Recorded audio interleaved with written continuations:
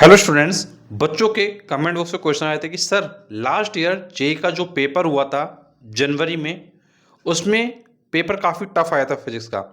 तो क्या इस बार भी फिजिक्स का पेपर टफ आएगा? बच्चों बिल्कुल भी कंफ्यूज मत होइए, इस वीडियो को आप पूरा देखिए, आप सारी चीज़ों को समझ जाएंगे। बच्चों देखिए, जो फिजिक्स का पेपर है वो नॉर्मली आप मान के चलिए कि मॉडरेट टू टफ रहता है।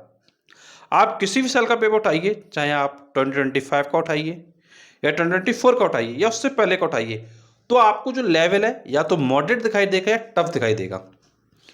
तो आपको मेंटली तौर पर स्ट्रांग होके जाना है कि पेपर अगर टफ आता है तो हमें अटेम्प्ट करके आना है। देखिए एक चीज ये समझ लीजिए, कई बार क्या होता है कि जो शिफ्ट होती हैं आपकी वो अलग अलग होती हैं, अलग अलग डेट को एग्जाम होता है। आपको पता होगा कि आपका जो एग्जाम है वो जनवरी में 22 जन से लेकर 31 जन के बीच में आपके एग्जाम कंप्लीट हो जाएंगे और उसमें आपकी कई शिफ्ट होंगी एंड अलग अलग डेट्स होंगी। जब आपकी कई शिफ्ट होंगी एंड अलग अलग डेट्स होंगी तो उस समय सबसे ज़रूरी चीज़ जो आपको समझना है, वो ज़रूरी चीज़ ये है कि जब आपकी शिफ्ट अलग अलग होती हैं तो उस समय जो लेवल होता है वो आपको अलग अलग देखने को मिलेगा। अगर आपकी शिफ्ट का लेवल टफ आ भी जाता है तो घबराने की आवश्यकता नहीं है, क्योंकि उस शिफ्ट का पेपर टफ आने के बाद भी उसमें क्या नॉर्मलाइजेशन होता है एंड नॉर्मलाइजेशन के मार्क्स बाद क्या है, मार्क्स सेटल हो जाते हैं। तो किसी शिफ्ट का पेपर इजी आएगा, किसी का मॉडरेट आएगा, किसी का टफ आएगा। तो इससे आपको परेशान नहीं होना है, आपको बस एक ही चीज़ करना है, आपको पेशेंस के साथ अपने क्वेश्चन पेपर को अटेम्प्ट करना है। अगर आपने पेशेंस के साथ क्वेश्चन पेपर को अटेम्प्ट नहीं किया, आप घबरा गए, डर गए, तो फिर आपके जो मार्क्स हैं वो कम हो जाएंगे। क्योंकि जैसा मैंने आपको स्टार्टिंग में बताया कि भाई अलग अलग शिफ्ट हैं, अलग अलग डेज हैं एंड उस पर अलग अलग शिफ्ट में पेपर का लेवल ये ऑब्वियस सी बात है, किसी में इजी होगा, किसी में टफ होगा, किसी में बहुत टफ होगा, किसी में मॉडरेट होगा। तो उसको लेके आपको चिंतित नहीं होना है। आपको सिर्फ एक ही चीज़ का ध्यान रखना है कि हमारा जो पेपर आया हुआ है उसको हमको मैक्सिमम टू मैक्सिमम अटेम्प्ट करना है। और एक चीज़ ये ध्यान रखिएगा, अगर पेपर टफ आया है तो आपको किसी एक क्वेश्चन पर स्टक नहीं होना है।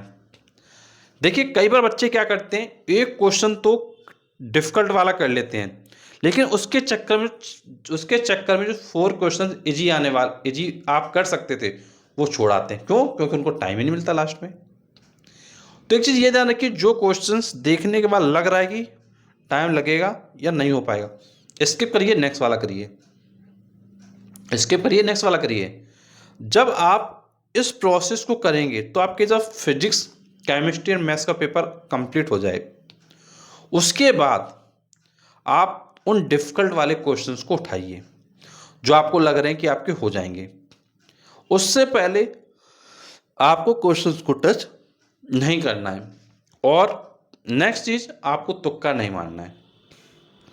देखिए 2 सिचुएशन होती हैं। एक सिचुएशन है कि भाई आपको आंसर नहीं आ रहा है लेकिन आप उसको ज़बरदस्ती कर दे रहे हैं, फर्जी, वो काम नहीं करना है। आपको काम क्या करना है, अगर आपने कोई क्वेश्चन सॉल्व कर रहे हैं, आपको लग रहा है कि भाई इन दोनों ऑप्शन में से एक श्योर है, तो वहाँ पर आप रिस्क ले सकते हैं। लेकिन आपको पता है कि भाई आप मेरे सही होने के चांसेस बहुत कम है, तो फिर वहाँ पे आपको रिस्क नहीं लेना है। तो रिस्क भी आपको सोच समझ के लेना है कि हमें कहाँ रिस्क लेना है और कहाँ रिस्क नहीं लेना है। ये चीज़ आपको अंडरस्टैंडिंग क्लियर होनी चाहिए। देखिए पेपर का जो पैटर्न होगा वो समझ लीजिए कि हर बार कुछ ना कुछ चेंजेस होते हैं। कभी पेपर थोड़ा ज़्यादा टफ आ जाएगा, कभी थोड़ा कम टफ आएगा। तो उससे आपको परेशान नहीं होना है। आपको सिर्फ एक चीज़ ध्यान रखनी है कि मुझे अपने पेपर को अटेम्प्ट करना है। जो क्वेश्चंस मुझे आ रहे हैं उनको मुझे जल्दी जल्दी करना है, जो क्वेश्चन नहीं आ रहे हैं वो उनको मुझे स्किप करना है या बाद में करेंगे। और एक चीज़ ये भी समझ लीजिए, कई बार क्या होता है कि जैसे फिजिक्स का पेपर टफ आ गया, केमिस्ट्री का बहुत ज़्यादा ईजी आ गया, मैथ्स का बहुत ज़्यादा ईजी आ गया, आप फिजिक्स में ही आपने सारा टाइम दे डाला, तो आपका मैथ्स और केमिस्ट्री छूट जाएगा ना। तो जिसमें आप स्कोर कर सकते थे वो भी आपका छूट गया। कई बार ऐसा भी होगा कि भाई मैथ्स का पेपर काफ़ी टफ आ गया, फिजिक्स और केमिस्ट्री इजी आ गया। कई बार ऐसा भी हो सकता है भाई केमिस्ट्री इजी आ गया, केमिस्ट्री टफ आ गया, मैथ्स और फिजिक्स इजी आ गया। तो कहने का मतलब ये है कि भाई कोई भी सब्जेक्ट आपका टफ हो सकता है, लेकिन आपको अपने पेशेंस के साथ उन सब्जेक्ट्स को अटेम्प्ट करना है। बिकॉज जब आप उन सब्जेक्ट्स को अटेम्प्ट करेंगे अपने नॉर्मल माइंडसेट के साथ, तो आपके मैक्सिमम टू मैक्सिमम क्वेश्चंस हो जाएंगे। एंड अगर आप नर्वस होंगे तो फिर क्वेश्चन आपके लास्ट में छूट जाएंगे, आप डिफ़िकल्ट क्वेश्चन पे स्टक किए रहेंगे और चीज़ें आपकी क्या ख़राब होती रहेंगी।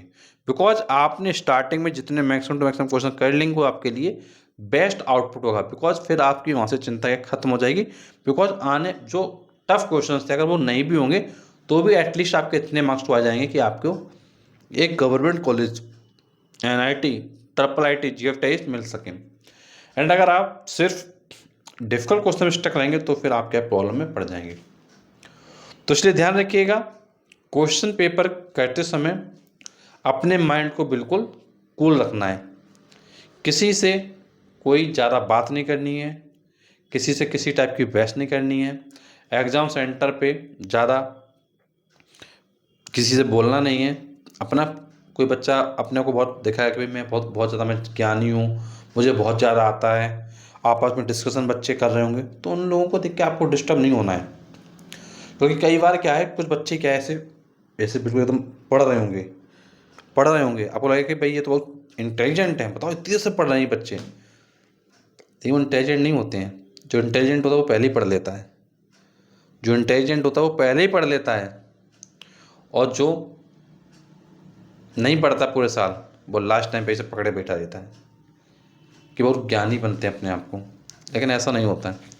तो इसलिए आपको फोकस एक ही चीज़ पे करना है कि भाई अगर आपने प्रिपरेशन करी है, डेडिकेशन के साथ पढ़ा है, तो ये ऑब्वियस सी बात है कि आपके जो क्वेश्चंस हैं वो सॉल्व होंगे।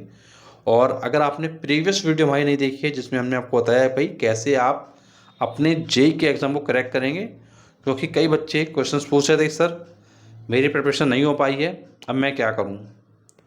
तो उन बच्चों के लिए मैंने ऑलरेडी वीडियो बनाई है जिसमें बच्चे समझ सकते हैं, सीख सकते हैं कि हाँ कैसे उनको अपने मार्क्स को इम्प्रूव करना है। और मुझे उम्मीद है कि यह जो आपके अंदर का डर है वो ख़त्म हो गया होगा और अब आप एग्ज़ाम देने से पहले नहीं डरेंगे। आपका सब्जेक्ट का पेपर चाहे ईजी आए चाहे टफ आए, आप हर एक चुनौती के लिए क्या तैयार रहेंगे। क्योंकि लाइफ में कई आपकी ऐसी फेजेस आएंगी जहां आपको लगेगा कि भाई चीज़ें नहीं हो पाएंगी, बट आपको पीछे नहीं हटना है, आपको उसको सॉल्व करने के लिए आगे बढ़ना है। कुछ बच्चे मैंने देखे हैं जो एग्ज़ाम हॉल में चक्कर खा के गिर जाते हैं, बहुत नर्वस हो जाते हैं, उनकी वजह से पसीना पसीना आना शुरू हो जाता है। वो इसलिए बिकॉज वो मेंटली तौर पे पहले से प्रिपेयर्ड नहीं है।